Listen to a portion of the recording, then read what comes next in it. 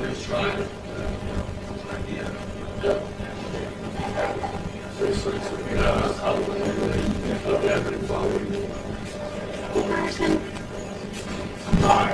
representing the pool this morning. I just wanted to talk to you about.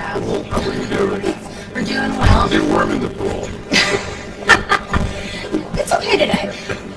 Just wanted to talk to you a little bit about a couple of things. First and foremost, Speaker Johnson and Leader Jeffers have announced this bipartisan task force to examine the assassination attempt of President Trump.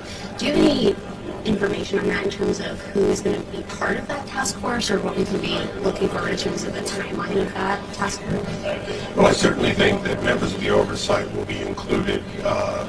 This Secret Service is primarily a oversight committee responsibility, but I think this was such a catastrophic failure, and it does cross into other agencies that were involved. So I think it's appropriate to have a task force, and I'm glad to see it being done on a bipartisan basis. There's over 8,000 Secret Service agents, both uniformed and plain clothes, and they do more than just guard the president. They protect the diplomatic service and former presidents, candidates, and other individuals.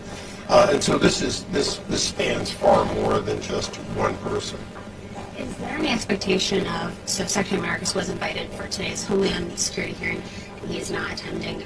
Do you know, is there any intention or plan to try to get him up to the Hill? Well, I think there will be a number of people at all levels. Obviously, yesterday's dismal interview with the Secret Service Director, it's time for her to go, and I think that's pretty well understood, and that's being asked for by both Republicans and Democrats.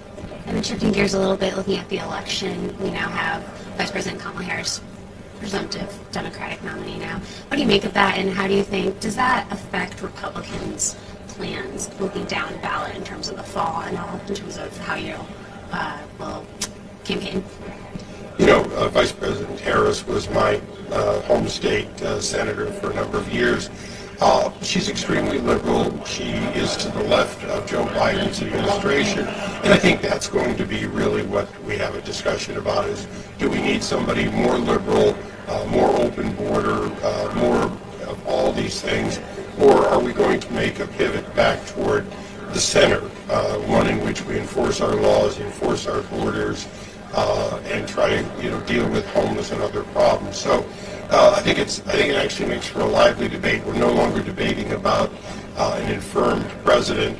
We're now we'll be debating for the next 120 days about a failed policy that Kamala Harris was at the epicenter of. Thank you. Appreciate it. Sure.